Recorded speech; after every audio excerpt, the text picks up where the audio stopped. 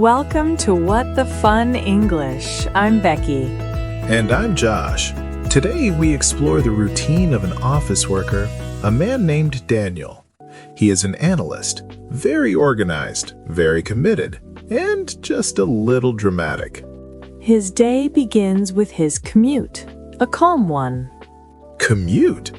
That word always sounds stressful to me. Trains, buses, people running everywhere. True, but Daniel's commute is calm. He takes the bus, listens to a podcast, and arrives ready for a quiet morning. A quiet morning in an office. Becky, that is bold optimism.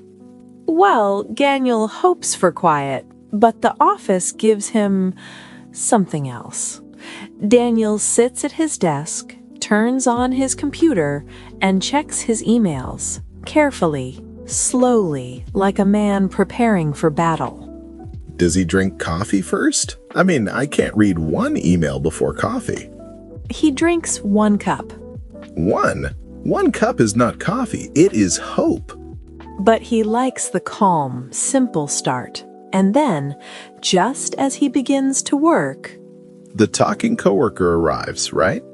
Exactly. Friendly, energetic, unstoppable. Daniel listens, nods, waits, and inside he asks for silence. Let's hear his morning in his own dramatic words.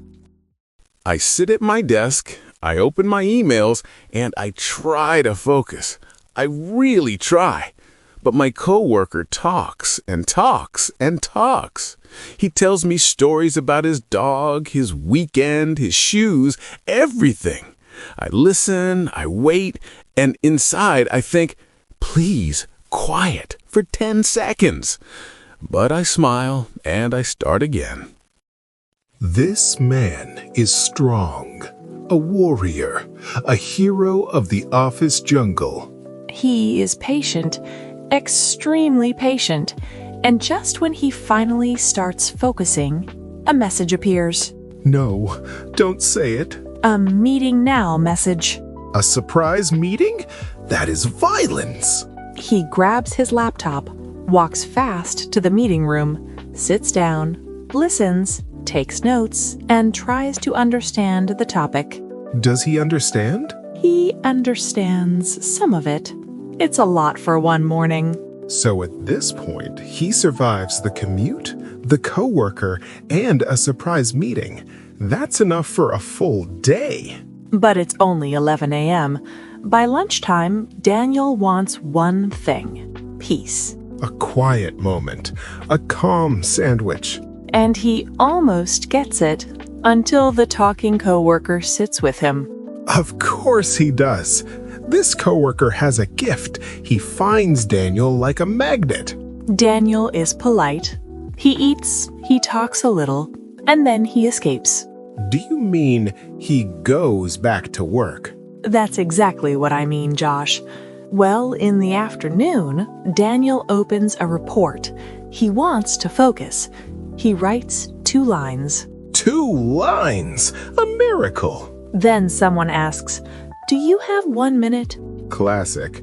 And it's never 1 minute. It's office time. 1 minute equals 10 minutes. Daniel helps, answers the question, and tries to start again. And the talking coworker? Quiet, for now. But Daniel checks his emails again and again, deleting old messages.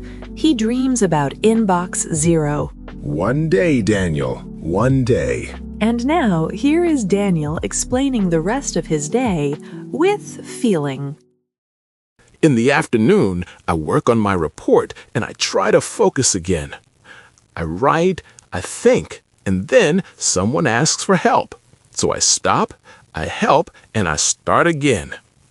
The office gets loud sometimes and my mind feels full. So I breathe slowly and continue. I check my email many times. I delete old messages. And when my inbox is finally empty, I feel light, like my day becomes quiet for 1 short minute. Then, at the end of the day, I finish my work, I close my computer, and I go home. That quiet bus ride feels like a small victory. A small victory. I love that. 1 minute of peace after 8 hours of chaos.